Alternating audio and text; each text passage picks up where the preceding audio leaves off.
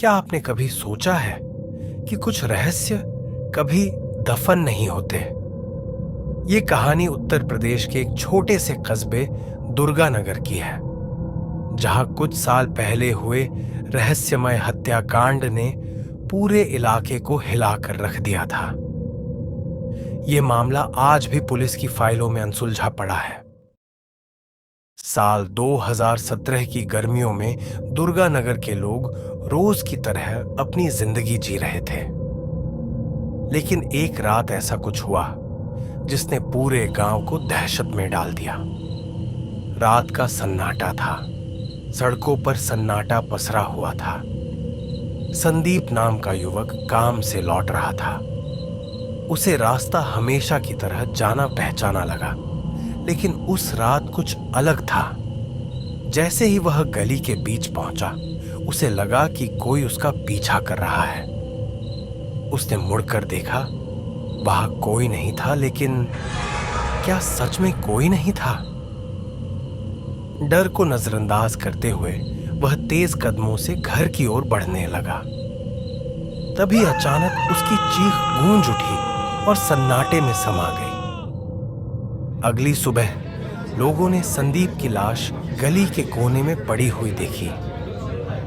उसके शरीर पर चाकू के गहरे निशान थे और उसकी आंखें अब भी खौफ से खुली हुई थीं। संदीप की मौत ने पूरे गांव को हिलाकर रख दिया। गांव के बुजुर्गों का कहना था कि ऐसी बेरहमी से हत्या गांव में कभी नहीं हुई थी। पुलिस को बुलाया गया और जांच शुरू हुई, लेकिन किसी के पास इस हत्या का कोई सुराग नहीं था। इंस्पेक्टर राघव ने जांच की कमान संभाली।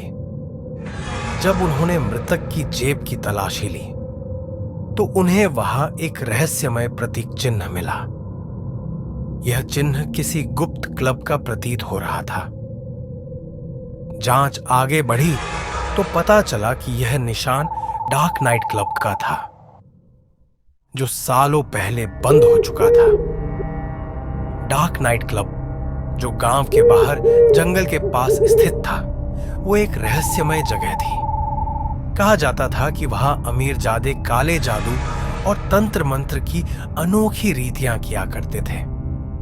लेकिन एक घटना के बाद वह क्लब अचानक बंद हो गया और वहां जाना प्रतिबंधित कर दिया गया। गांव के लोग आज भी उस जगह को अपशकुन मानते थे। जांच आगे बढ़ ही रही थी कि उसी हफ्ते एक और लाश मिली। एक और कत्ल जो बिल्कुल संदीप की तरह ही किया गया था, और उसकी आंखें अब भी खौफ से खुली हुई थी। इस बार शिकार हुआ अरुण, और मौत का तरीका बिल्कुल वैसा ही था। अरुण भी संदीप की तरह उसी क्लब से जुड़ा हुआ था।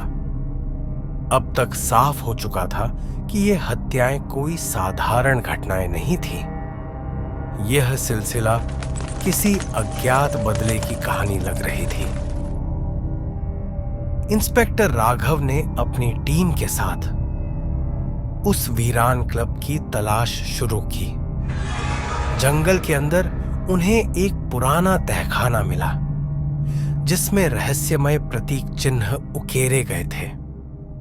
ये प्रतीक तंत्र मंत्र से जुड़े हुए थे।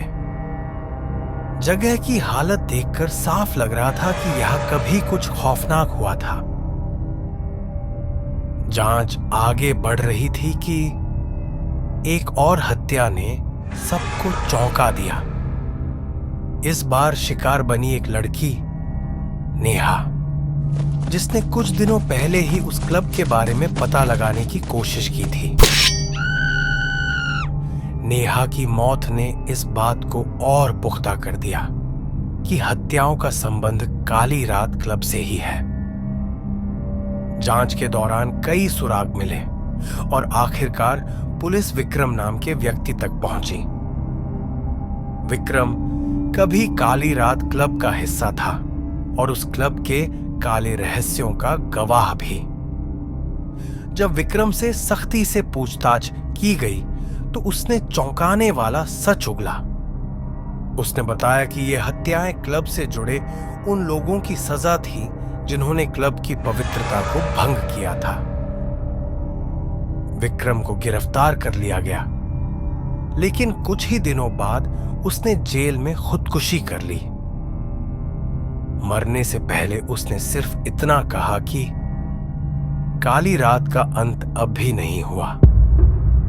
विक्रम की मौत के बाद हत्याएं तो बंद हो गईं, लेकिन गांव के लोग कहते हैं कि आज भी उस जंगल से चीखें सुनाई देती हैं, मानो कोई बदला लेने की फिराक में हो।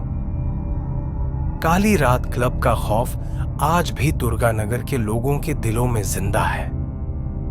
क्या काली रात का खौफ वाकई खत्म हुआ, या ये सिर्फ एक शुरुआत थी? यह रहस्य आज भी गांव के सन्नाटे में दफन है। अगर तुम्हें लगता है कि यह सब बस एक कहानी थी, तो अगली बार जब अकेले रास्ते से गुजरना, तो पीछे मुड़कर देखना मत। अगर तुम्हें इस कहानी में सच्चाई की झलक दिखी, तो कमेंट में जरूर बताना। क्या तुमने भी कभी किसी साय को महसूस किया है? अगर आपको यह कहानी पसंद आई तो लाइक और सब्सक्राइब जरूर करें और नोटिफिकेशन बेल दबाना ना भूलें। अगली बार फिर मिलेंगे एक नई और दिल को छूने वाली कहानी के साथ। धन्यवाद।